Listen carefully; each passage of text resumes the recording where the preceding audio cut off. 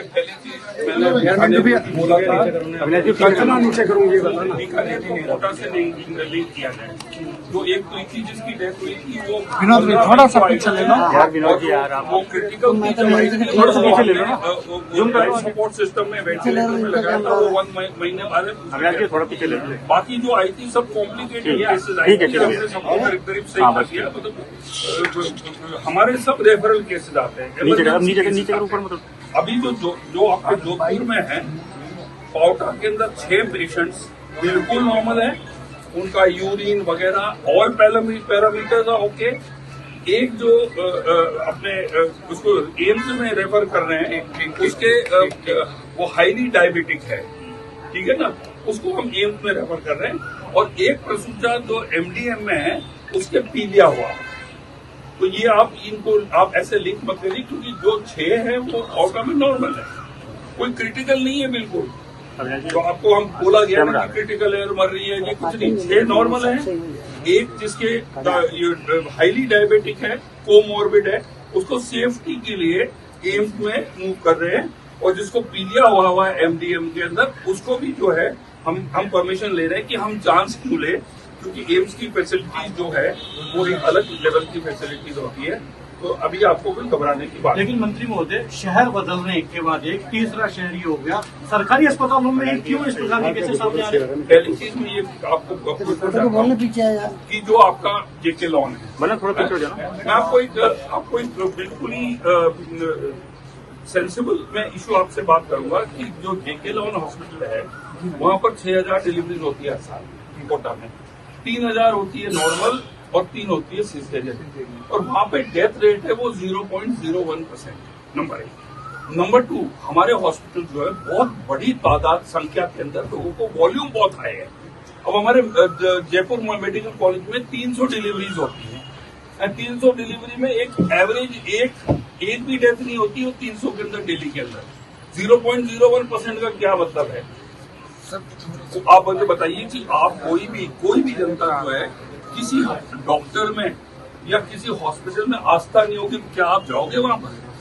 तो ये तो हमारा वॉल्यूम बहुत, देखिए 2 चीजें, एक तो वॉल्यूम बहुत है, दूसरा जो है हमारे क्या है कि इमरजेंसी केसेस आते हैं, रेफरल केसेस आते हैं, हमारे फ्रेश केसेस नहीं होते हैं। वो सब कहीं ना कहीं धक्का खा के और उनको कह देते हैं प्राइवेट हॉस्पिटल की इतना पैसा लगेगा, जब वो खराब कंडीशन में हो गया तो वो आते हैं। या प्राइवेट हॉस्पिटल हाथ ऊंचा कर लेते वो बेचारा मरीज कहां पर जाए, वो हमारे हॉस्पिटल में आते हैं।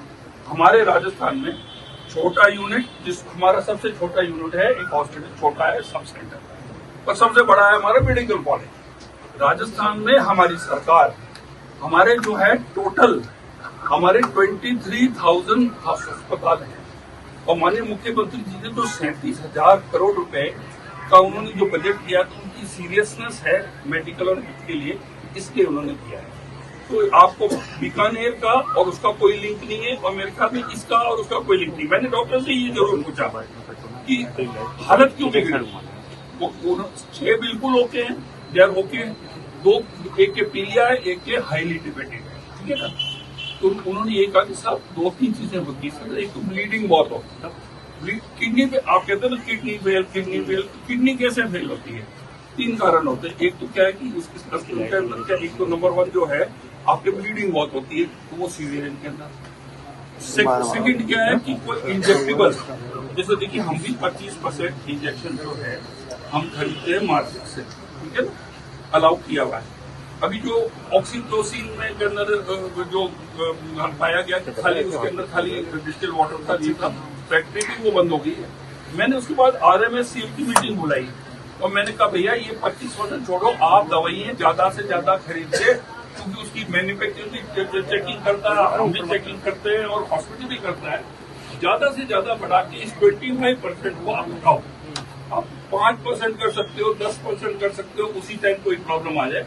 तो ये जो है इसको कम्युनिटी कब न बनाए, अभी कोई ना है जो है वो अभी बिल्कुल स्थिर है। चाहे आप अपने कोई भी रिपोर्टर जोधपुर के अंदर जाके वेरीफाई कर लो, वो स्थिर है कि नहीं है। एक पीलिया हुआ, पीलिया बहुत एक प्रेगनेंसी के अंदर वो डिलीवरी के टाइम में इट्स अ मेजर इशू। और एक जो है वो हाईली डायबिटिक है। तो ये इसका जो कोई इशू बनाने की जरूरत नहीं, क्योंकि it is not an issue. अच्छा कोटा की एक सवाल ये है हाँ। कि कोटा का मामला आप इन्फेक्शन क्योंकि जांच रिपोर्ट में सामने फंगस पहले से उसके अंदर था और ये भी आया कि क्या उसको ठीक करने को लेकर आप कह रहे हैं कि नहीं, लेकिन वो बीकानेर में किसी कोर्ट की इन्फेक्शन के बारे में रिपोर्ट की थी, जो जोधपुर की टीम आई थी, उन्होंने अलग अलग रिपोर्टें की है। इन्फेक्शन को उन्होंने नहीं बोला है। अब आप बताओ कोटा में कैसे कोइंसिडेंस हो सकता था कि ओटी की दोनों संस्थान के अंदर एक साथ ओटी का इन्फेक्शन, ठीक है ना। हाँ, ये जरूर है कि एम्स ने जो आके जो हमारे पास रिपोर्ट आई है, उन्होंने कहा आपके जो एसओपीज हैं, स्पेशल ऑपरेटिंग प्रोसीजर, जिसके अंदर ओटी का हाइजीन, हमने ओटी का आपका कैनुला भी हमने कलकत्ता भेजा, वो भी क्लियर आया। उनका ये जरूर है कि आप अपने एसओपीज बढ़ाइए और उनकी पालना, जैसे फॉर एग्जाम्पल आपका फ्रिज है जिसके अंदर आपके इंजेक्टेबल्स है। अब कोटा में क्या उस टाइम हीट वेव चल रही थी और एसीज जो है और जो आपके फ्रिजेज है वो दब जाते हैं, बाद उनकी एफिशिएंसी ऑलमोस्ट 30-40% कम हो जाती है। तो ये आप मेंटेन करो कि आपके जो फ्रिजेज और आपके जो कूलिंग की जो इनको रखते हैं, इनको दवाइयों को, उनका टेम्परेचर अच्छा मेंटेन हुआ है। उन्होंने कई एसओपी जरूर बताए। एक बहुत ही हाई शेडिंग का है, इनका हमें टाइम टू टाइम हमें इंस्पेक्शन कराना चाहिए, उनसे राय लेनी चाहिए। ताकि हमारे जो सिस्टम है, अगर आप एक देख लीजिए, आपके 300 बच्चा पैदा होता है SMS medical, once in a while एक की डेथ होती है। तो हमारा स्ट्राइक रेट देखिए। आपके राज्य की खबरें, आपके शहर की खबरें सबसे पहले जानने के लिए देखते रहें अमर उजाला। चैनल को सब्सक्राइब जरूर कर लें और पाएं हर अपडेट।